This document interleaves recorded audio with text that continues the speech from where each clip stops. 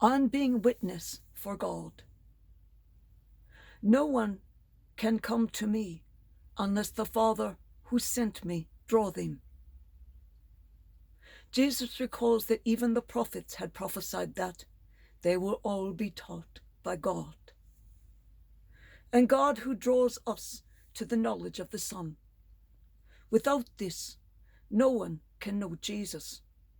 Yes, one can study.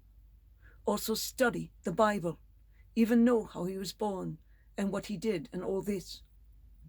But to know him from within is to know the mystery of Christ, is only for those who are drawn to this by the Father. This is what happened to the economic minister of Ethiopia. We can see that he is a pious man and that he has taken the time amid his many duties and business affairs to go and worship God. He is a believer. He was returning to his homeland, reading the prophet Isaiah. God has thus prepared the heart of this Ethiopian, and now the Father sends Philip the deacon to that place, saying, "Go up and meet the chariot." Philip hears the minister reading Isaiah aloud. Philip approached the minister's chariot and said, "Do you understand?" To which the minister replies, "How can I, unless I have someone to guide me?" And then the minister inquires about this passage of Isaiah that he is reading. Like a sheep he was led to the slaughter, and as a lamb before its shearer is silent, so he opened not his mouth. In his humiliation, justice was denied him. Who will tell of his posterity?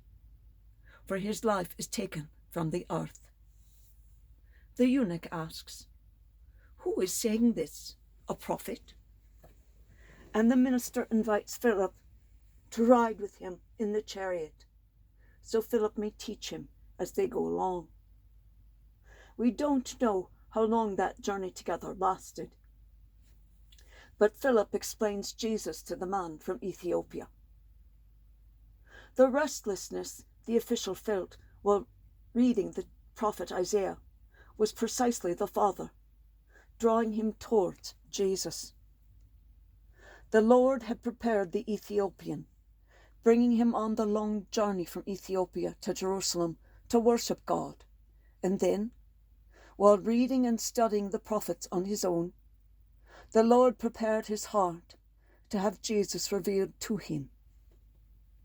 Following the joyful revelation, as soon as the minister sees some appropriate water, he asks of Philip, "Can I be baptized?" And he believed. This is the truth. No one can know Jesus without the Father drawing him or her. This is valid for our apostolate mission of Christians.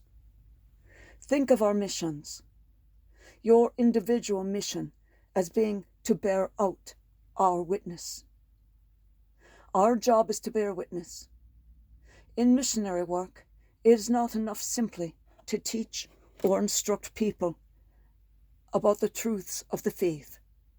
In order to be a true proclamation, we must bear witness in our own lives and allow the Father to draw people to Christ. We do not do the work of conversion. That is the work exclusively of God. For only may God convert someone. Only the Father can draw someone to Jesus. We are his tools to complete the process.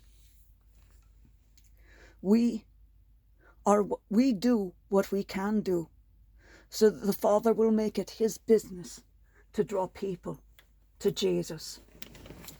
But what can we do? The answer he gives is simple. Pray. Witness and prayer go together. Without witness and prayer, you cannot do the work of apostolic preaching. One's preaching might be very beautiful, but without the Father's action, people will not be attracted to Christ. how you live as a Christian, joyfully, peacefully, filled with love, grace, and mercy of the Lord, and being forgiven to all who do or bear ill will to me, praying for those who have hurt me, and for those who actively don't like me. For this is what the Father does, and he calls upon me to do the same, and to be a servant to all, showing how Christians love, serve, and are filled with joy and peace through that service and love. Our witness opens doors to people's hearts and leads them to welcome the mission and the message, the mystery of Christ. Prayer then opens the Father's heart so that he himself will draw people to Jesus. This applies not only in the missions, but in the great rule of our apostolate and everywhere. But remember our lesson of just yesterday. Evangelize. Don't proselytize. You are giving witness to your life naturally. When you proselytize, you are attempting to convert someone, trying to change them. You are lobbying them. You are advocating for your faith and trying to bring them in. Witness is passive. God is doing the work in their heart. Proselytizing is active, and God is watching. Let God call them to himself, and you be his tool by showing the joy of being inside the light, of living the word.